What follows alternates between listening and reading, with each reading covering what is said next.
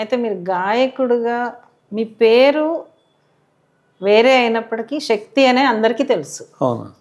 So ఈ శక్తి వెనకాల ఉన్న కథ ఏంటి?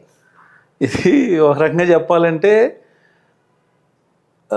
ఒక కలం పేరు ఉండాలి. శ్రీశ్రీ, శ్రీరంగం శ్రీనివాసరావు శ్రీశ్రీ పెట్టుకున్నాడు కదా. ఎందుకంటే శ్రీశ్రీ నాకు మహాప్రస్థానం కంటే ముందు శ్రీశ్రీ సినిమా పాటల రచయితగానే తెలుసు. ఓకే.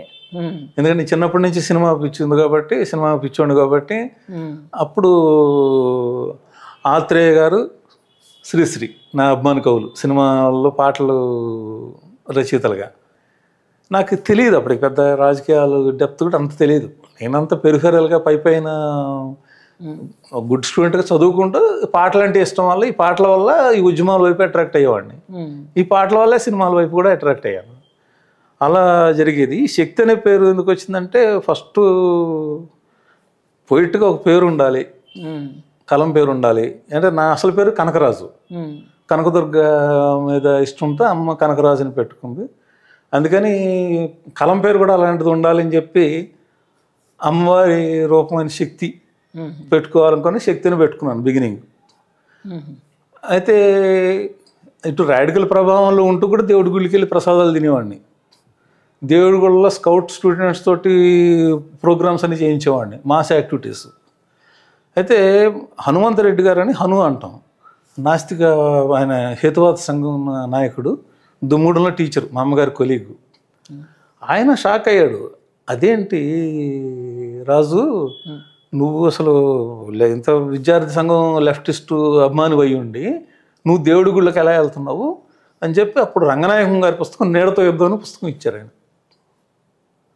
అది నా జీవితంలో నన్ను మార్చిన పుస్తకాల్లో నీడతో యుద్ధం, రామాయణ విశ్వవృక్షం. మా ఊళ్ళో బోస్ అని ఉండేవాడు నాకు సీనియరు. తను నాస్తికుడు. తనకు ఆ పుస్తకం ఇచ్చి తను వీరనాస్తికత్వం నుంచి తను మార్చి, నేను విప్లవవాదానికి దైవవాదానికి మధ్యలో ఉన్నాడు. నేను పూర్తిగా విప్లవవాదంలోకి నేను మారి ఇదంతా ట్రాన్స్ఫర్మేషన్. ఎందుకంటే మా గురువు ఎవరు స్పష్టంగా లేడు, ఎవరు పుస్తకాలు చదువుకొని మారిన వాళ్ళే. ఇటు సుందరయ్య గారి రచనలు, అటు రంగనాయకం గారి రచనలు. మారిన తర్వాత అప్పుడు ఇక శక్తి పేరు బాగానే ఉంది కదా, అమ్మవారి పేరు ఉంటే ఉంది, శక్తి అంటే ప్రజాశక్తి, జనశక్తి ఇలా ఉన్నాయి కదా అని శక్తి కంటిన్యూ చేసేసాను. అయితే నేను ఫస్ట్ రాసింది పూనకాలు ఇక రావు అని ఒక కథ రాశాను. అది పంపాను, పబ్లిష్ అవ్వాల. మా ఊళ్ళో జరుగుతున్న పూనకాల మీద వ్యతిరేకంగా రేషనలిస్ట్ స్టోరీ రాశా. అప్పుడే ఈ నేతాజీ యువజన సంఘంలోకి వచ్చి పాటలు రాశాను. ఇప్పుడు అంటే కథలు కూడా రాశారు కదా, అంటే రచనలో మీకు ఎక్కువ ఆకర్షించింది పాటలేనా? పాటలు బాగా అసలు అంటే అది ఒక ప్రాణంలాగా, అంటే ఇన్స్పైరింగ్ అసలు. ఎందుకంటే డ్యాన్సు పాట అది ఇష్టం కాబట్టి ఇంకెక్కడ జరిగినా వెళ్ళిపోయేవాళ్ళం. అప్పుడే దుమ్ముడులో ఉన్నప్పుడే మా భూమి సినిమా చూసి గద్దరన్న పాడింది బండి వెనక బండి కట్టి పాట మా ఊళ్ళో రికార్డింగ్ డ్యాన్స్ చేయించాం పిల్లలతోటి. ఆ ఫస్ట్ ప్రైజ్ వచ్చింది. వాళ్ళు వచ్చినప్పుడు దీనికి ఇన్స్ట్రక్టర్గా నా పేరు పెట్టి పిలిచారు స్టేజ్ మీదకి. ఆ పాట పాడారు. ఆ పాట మేము కూడా డ్యాన్స్ చేసాం. ట్రైనింగ్లు ఇచ్చిన వాళ్ళు, నేను, మా బోసు.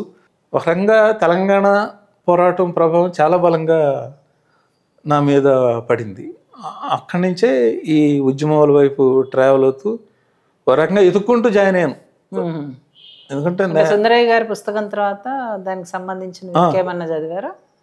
చాలా, మొత్తం సిపిఎం సాహిత్యం అంతా అందుబాటులో ఉన్న సాహిత్యం, ఇటు రేషనలిస్ట్ సాహిత్యం, చైనాలో ఏం జరుగుతుందని పుస్తకం కూడా చాలా బలమైన ప్రభావం చూపింది నా మీద.